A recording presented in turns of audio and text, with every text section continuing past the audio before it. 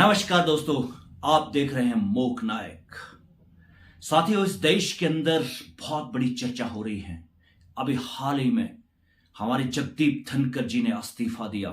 किन कारणों से दिया, ये तो पूरे देश में चर्चा हो रही है। इसके साथ साथ बहुत सारे विश्लेषण हो रहे हैं कि ये कारण है, गवर्नमेंट का प्रेशर है, गवर्नमेंट संस्थाओं को हाईजैक कर चुकी है। गवर्नमेंट यहां तक कि जुडिशरी तक गवर्नमेंट जो है वो डिक्टेट कर रही है पूरे देश के संस्थानों को।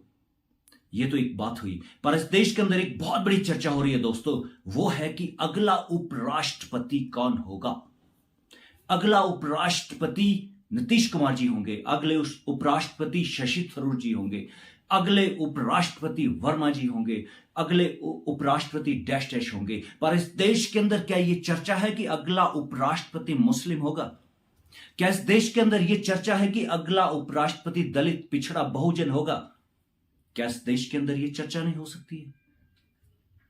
क्या इस देश के लोग, लगभग 40 करोड़ लोग इस देश की गवर्नमेंट को वोट देते हैं, इस देश में गवर्नमेंट बनाते हैं, और क्या इस देश के अंदर यह चर्चा नहीं होनी चाहिए कि अगला उपराष्ट्रपति बहुजन समाज से होना चाहिए? मैं कुछ नाम आपके सामने बताना चाहता हूं साथियों, कि बहुत सारे नाम ऐसे हैं जो कि उपराष्ट्रपति के लिए देश के अंदर चर्चा हो सकती है। साथियों, क्या आपने कभी एक नाम सुना है बीजेपी के राष्ट्रीय अनुसूचित मोर्चा के अध्यक्ष? शायद कभी आपने वो नाम सुना ही नहीं होगा। साथियों, मैं उनका कुछ छोटी सी बाइट में आपको दिखाना चाहता हूं। आप देखिए वो कौन है।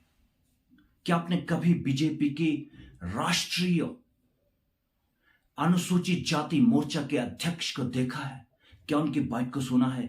क्या पूरे देश के अंदर यह चर्चा होती कि ये है अनुसूचित जाति मोर्चा के अध्यक्ष बीजेपी के, इनको उपराष्ट्रपति बनाया जाना चाहिए?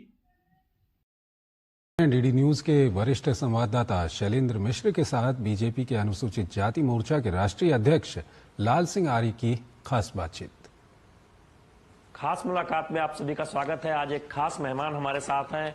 बहुत चर्चा हो रही है बीते कुछ महीनों में, यूं कहें कि 2019 के लोकसभा चुनाव से ही हम देख रहे हैं, जब जब चुनाव आता है या फिर चुनाव के बाद नतीजे आते हैं, तमाम बयान आते हैं, संविधान की बड़ी चर्चा होती है। वंचित तबके के लिए किस राजनीतिक दल ने क्या कुछ किया है, किस सरकार ने क्या कुछ किया है, इस सब की बहुत चर्चा होती है। तो आज हमारे साथ हैं खास मेहमान, भारतीय जनता पार्टी के अनुसूचित जाति मोर्चा के राष्ट्रीय अध्यक्ष लाल सिंह आर्य जी। बहुत बहुत स्वागत है सर। नमस्कार। ऐसे समय में हम आज आपसे मुलाकात कर रहे हैं, आपसे कुछ सवाल पूछेंगे। जो हमने देखा है कि 75 वर्ष संविधान को अंगीकार करने के पूरे हो रहे हैं और 1 वर्ष का पूरा कार्यक्रम मोदी सरकार ने बनाया है। तो ये जो संविधान दिवस मनाने का फैसला हुआ प्रधानमंत्री मोदी की तरफ से, आप एक नेता के तौर पर, बीजेपी के अनुसूचित जाति मोर्चा के राष्ट्रीय अध्यक्ष के तौर पर इस फैसले को किस तरह से देखते हैं? सबसे पहले तो मैं सभी देशवासियों को संविधान दिवस की बहुत बहुत शुभकामना देना चाहता हूं। भारतीय संविधान ये पन्नों की किताब नहीं, ये राष्ट्रीय ग्रंथ है। ये हमारे देश के प्रधानमंत्री नरेंद्र मोदी जी कहते हैं। संविधान लिखने वाले और बाबा साहब अम्बेडकर ने जब संविधान लिखा है तो संविधान एक व्यक्ति, एक धर्म, एक जाति के लिए नहीं है। संविधान सबके लिए है और वही मंत्र मोदी जी का, सबका साथ, सबका विकास, सबका विश्वास। संविधान एक तरफ देश के नागरिकों को सुरक्षा देता है तो दूसरी तरफ कहीं ना कहीं सामाजिक, आर्थिक, राजनीतिक न्याय और अवसर की समानताएं भी देता है। भारत का संविधान लोगों को स्वतंत्रताएं भी देता है और उसकी भी एक सीमा होती है। इस भारत के संविधान को 1950 से लागू होते हुए 75 वर्ष पूर्ण हो गए हैं, यानी कि अमृत काल है संविधान का। तो स्वाभाविक है, जब संविधान पर विचार करते हैं तो हिंदुस्तान का कॉन्स्टिट्यूशन था, कॉन्स्टिट्यूशन डे क्यों नहीं था, ये कहीं ना कहीं विचार आता है। और भारत सबके लिए, भारत का संविधान है और सबके लिए करता है, बराबरी के सबको अधिकार देता है। दोस्तों, मैं आपके सामने 3 नाम और बताना चाहता हूं। वो हमारे खड़गे जी, कांग्रेस। क्या कांग्रेस पार्टी खड़गे जी से उपराष्ट्रपति चुनाव लड़ाएगी? और जीतन राम मांझी वो है हमारे बिहार हम पार्टी के लीडर्स और एनडीए के नेता। क्या बीजेपी उनको उपराष्ट्रपति पद का चुनाव लड़ाएगी? चिराग पासवान,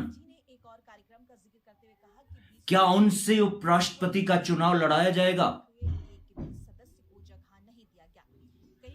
और बहुत सारे मुस्लिम नेता है बीजेपी में, क्या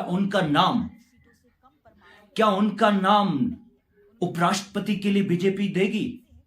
साथ ही बहुत सारे सवाल है जिस पर देश में सोचना पड़ेगा। देश के लिए क्यों मीडिया, हो सकता है ये नाम आए, पर मीडिया का परसेप्शन आपने देखा, नीतीश कुमार, वर्मा जी, शशि थरूर, डैश नाम और भी बहुत सारे दे रखे हैं कि वो अगला उपराष्ट्रपति होगा। इस देश की मानसिकता क्या है, आप लोगों को ये जरूर देखना होगा, सोचना होगा। आप जरूर मोक नायक पर इस विषय पर कमेंट दीजिए, जरूर इस स्ट्रीम को शेयर करिए। साथियों, आपने मोक नायक को देखा, यह था छोटा सा विश्लेषण कि इस देश के अंदर क्या इस तरह का हो सकता है, इस तरह की मानसिकता देश के अंदर आ सकती है। हो सकता आने वाले दिनों में इन विषय पर मजबूरी में राजनीतिक दलों को चर्चा करनी पड़ेगी। नमस्कार, जय भीम।